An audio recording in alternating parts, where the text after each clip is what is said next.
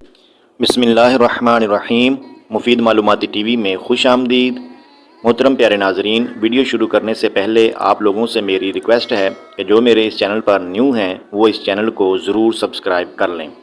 آج کی مفید معلومات میں تربوز اور کھجور ایک ساتھ کھانے کے فوائد۔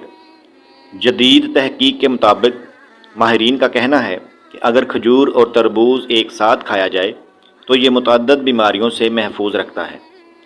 استنبول یونیورسٹی کے شعبہ صحت کے ماہرین کی حالیہ ریسرچ نے ثابت کیا ہے کہ تربوز کے ساتھ اگر کھجور کھائی جائے تو کھجور کی گرمی تربوز کی سردی سے ختم ہو جاتی ہے، جس سے جسم سے فاضل حرارت خارج ہوتی ہے اور دل کو راحت اور سکون ملتا ہے۔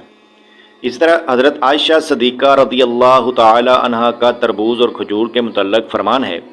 حضرت عائشہ صدیقہ رضی اللہ تعالیٰ عنہ فرماتی ہیں کہ نبی کریم صلی اللہ علیہ وآلہ وسلم تربوز کو کھجور کے ساتھ ملا کر کھایا کرتے تھے اور فرمایا کرتے تھے کہ ہم کھجور کی گرمی کو تربوز کی ٹھنڈک سے اور تربوز کی ٹھنڈک کو کھجور کی گرمی سے توڑتے ہیں۔